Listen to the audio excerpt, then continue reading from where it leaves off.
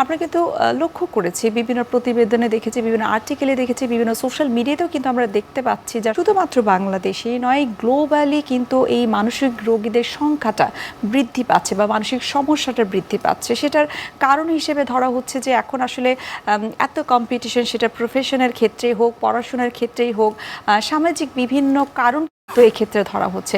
আপনার মতামত কি এ বিষয়ে? বাংলাদেশের জরিপের কথাই বলি, 18 ভাগ মানুষ, 100 জনের মধ্যে 18 জন কোনো না কোনো মানসিক রোগে ভোগে। তার মধ্যে প্রায় 13 ভাগ শিশু কিশোর কোনো না কোনো মানসিক রোগে ভোগে। তার মধ্যে ডিপ্রেশন এবং অ্যাংজাইটি রেট অনেক বেশি। স্কিজোফ্রেনিয়া, এটা হলো কঠিন একটু মানসিক, সেটা প্রায় 1% মানুষের মধ্যে সে রোগটা আছে। আর যদি আমি গ্লোবালি বলি আর কি, 25% মানুষ, মানে 4 জন মানুষের একজন, 5 জন মানুষের একজন কোনো না কোনো মানসিক রোগে ভোগে।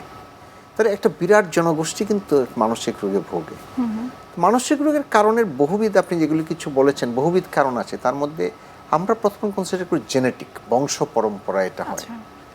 তারপরে আমরা ডাক্তার হিসাবে আমরা বলি বায়োলজিক্যাল কারণের মধ্যে কেমিক্যালস চেঞ্জ, ব্রেনের নিউরোকেমিক্যালের মধ্যে পরিবর্তন হয়, নিউরো ট্রান্সমিটার বলি, তার কিছু আপ ডাউন হয়, কিছু ব্যত্যয় ঘটে তাদের নিউরোকেমিক্যালসের ডিস্ট্রিবিউশন যেগুলো থাকে এইগুলির মধ্যে।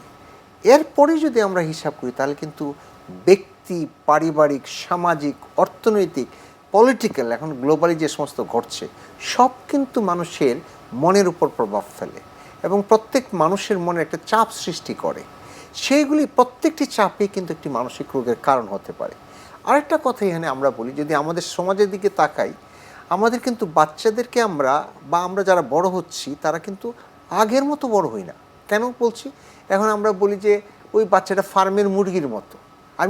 সে বাইরে এক্সপোজ হচ্ছে না, সে যে প্রতিকূলতাগুলি মোকাবেলা করছে না, সে সামাজিক প্রতিকূলতা বলেন, পারিবারিক প্রতিকূলতা বলেন, স্কুলের প্রতিকূলতা, এগুলি কিন্তু বহির জগতের সঙ্গে তারা খুব একটা কানেক্টেড না। এজ এ রেজাল্ট হচ্ছে কি, ভার্চুয়াল বড় হচ্ছে, তো সে কিন্তু তার প্রতিরোধ ক্ষমতাটা তার কমে গেছে। মনের প্রতিরোধ ক্ষমতা আছে, আমরা বলি রেজিলিয়েন্স।